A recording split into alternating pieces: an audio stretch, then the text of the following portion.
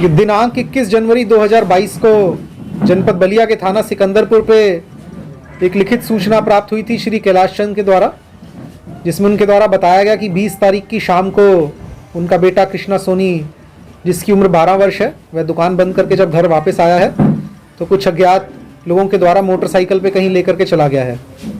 तत्काल मुकदमा पंजीकृत कर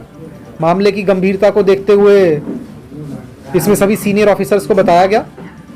और एडीजी सर और डीआईजी सर के द्वारा दिए गए निर्देशों के क्रम में और लगातार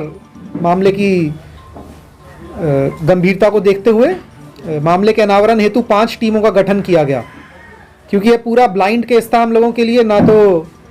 बच्चे के पेरेंट्स को ना ही किसी और को ये पता था कि कौन लोग हैं जिनके साथ बच्चा मोटरसाइकिल पर गया है। सीसीटीवी कैमरा को देखा गया जिसमें से हमको कोई भी लाभदायक इमेज ऐसी नहीं मिली।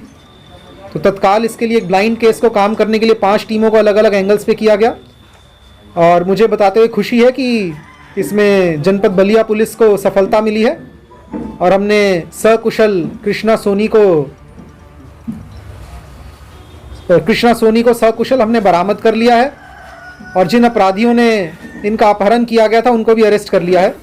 पूरा घटनाक्रम कुछ इस प्रकार है कि 20 तारीख को जब दुकान बंद करके ये अपने घर आए थे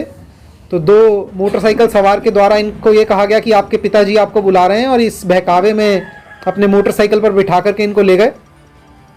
और जैसा मैंने बताया कि पूरा ब्लाइंड केस था, हम लोगों के पास कोई जानकारी नहीं थी। तो जब हमको ये सूचना मिली तो तत्काल हमने 5 टीमों का गठन किया और जनपद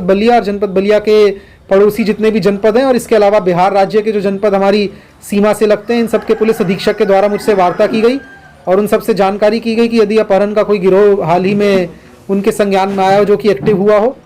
इसके अलावा अन्य और ऐसे संदिग्ध लोग जिनके ऊपर हमको शक हो सकता था, कुल मिलाकर के हमने 300 लोगों को छांटा था। और लगातार चले इस ऑपरेशन में जो लगभग 3 दिन तक चला है, हम लोगों ने 300 प्रोफाइल्स को छांटा। उन लोगों के बारे में, उन लोगों का क्या पिछले 1 सप्ताह में उनकी क्या कार्रवाई रही है उसकी छानबीन की गई। इसी क्रम में इनके पिताजी के द्वारा बताया गया कि उनको एक अज्ञात नंबर से फ़ोन आया जिस पे इनसे 25 लाख रुपए की फिरौती की डिमांड की गई बच्चे को सकुशल छोड़ने हेतु। और उसके बाद उसी सूचना पर और अन्य जो हमारी टीम काम कर रही थी, जिन जिन प्रोफाइल्स को हम देख रहे थे, उसी क्रम में कार्य करते करते जनपद पुलिस को सफलता मिली और इसी क्रम में हमने अटल सोनी और लालू यादव, इन 2 लोगों को गिरफ्तार किया है। जो अटल सोनी है ये मूलतः सिकंदरपुर का रहने वाला है और लालू यादव जनपद मऊ का रहने वाला है। और इनकी निशानदेही पर लालू यादव के घर से हमने बच्चे को सकुशल बरामद किया, जहाँ पे उसकी बहनों द्वारा बच्चे को रखा गया था और उसको डराया धमकाया जा रहा था कि कुछ भी बोलेंगे तो उसके साथ कुछ अनहोनी हो सकती है। और वहीं पे बच्चे को छुपा करके लालू यादव द्वारा समय समय पर अपने अन्य साथियों के साथ मिल करके इसके पिताजी को फ़ोन करके फिरौती की डिमांड की जा रही थी। जिस फ़ोन के द्वारा वह फिरौती की डिमांड की गई है, वह फ़ोन भी पुलिस ने कब्जे में ले लिया है। और इसके अलावा लालू यादव, अटल सोनी और लालू यादव की 3 बहनें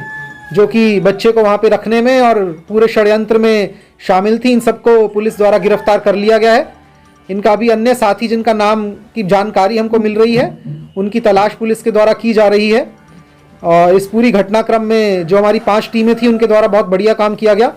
इसके साथ साथ मैं मीडिया को तहे दिल से धन्यवाद कहना चाहूँगा। मीडिया की बहुत ही सकारात्मक भूमिका रही इस पूरे मामले में, क्योंकि बच्चे से जुड़ी बात थी और मीडिया से जब अनुरोध किया गया कि अगर मामला ज़्यादा संवेदनशील होगा तो बच्चे को खतरा हो सकता है, ऐसे में मीडिया ने बहुत ही जिम्मेदाराना भूमिका अदा करी और किसी भी तरीके से ना तो मामले को संवेदनशील होने दिया और ना ही पुलिस द्वारा की गई छानबीन या पुलिस द्वारा की जा रही जांच के संबंध में कोई भी तथ्य मीडिया में आया जिससे कि जो किडनैपर हैं, जो लगातार मीडिया के माध्यम से मॉनिटर कर रहे थे कि पुलिस क्या कार्रवाई कर रही है, उनको पुलिस की कार्रवाई के बारे में कोई जानकारी मिल सकी। इस करके आपको धन्यवाद देना चाहूँगा और आपके माध्यम से सभी पेरेंट्स और छोटे बच्चों को भी ये संदेश देना चाहूँगा कि यदि कोई भी अज्ञात लोग इस तरीके से आकर के आपसे कहते हैं कि आपके पिताजी बुला रहे हैं या कहीं दूर किसी का एक्सीडेंट हो गया, जरा चलिए या हमको जरा दिखा दीजिए, अगर आप उन्हें नहीं पहचानते हैं तो बेहतर होगा कि अपने किसी गार्जियन को या आसपास जो भी कोई वहाँ पे एडल्ट व्यक्ति है उसको बता दिया जाए कि इस तरीके से व्यक्ति ये सूचना चाह रहे हैं और इनको दे दी जाए। अन्यथा किसी पे भी ऐसे शक होता है कि कोई आपसे अनजान व्यक्ति इस तरह का सवाल कर रहा है, आपको अपने साथ ले जाना चाह रहा है, तो तत्काल पुलिस को 112 के माध्यम से या अन्य वहाँ पे जो भी कोई वरिष्ठ व्यक्ति खड़ा हो उसके माध्यम से पुलिस को सूचना दें और ऐसे किसी भी व्यक्ति के बहकावे में ना आए। सर ये बरामदगी मऊ में ही हुई है कि कहीं अन्य जगह से? मऊ में, इस लड़के को मऊ में लालू यादव ने अपने घर पे ही रखा हुआ था। तो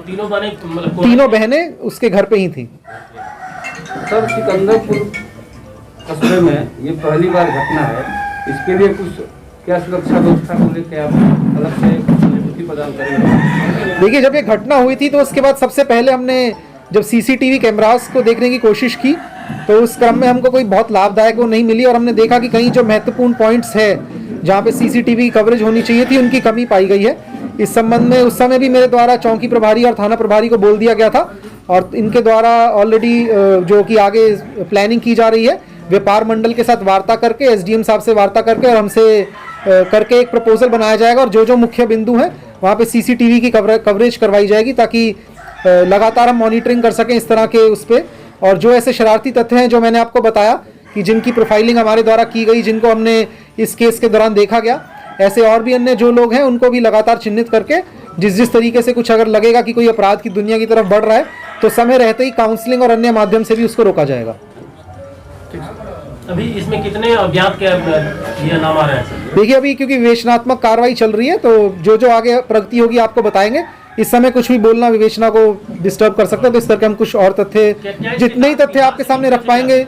नहीं, अभी तक कोई ऐसा एंगल नहीं आया है, लेकिन क्योंकि सीमावर्ती जनपद है और आसपास कुछ थाना सिकंदरपुर की सीमा भी अन्य राज्य से लगती है, इस करके हमने एहतियात के नाते और वहाँ की पुलिस को भी सूचित कर दिया था और वहाँ के जो इस तरह के क्रिमिनल हो उन पर भी हमारे द्वारा नजर रखी गई थी इस केस के दौरान, लेकिन अभी तक कोई ऐसा एंगल हमको नहीं मिला है।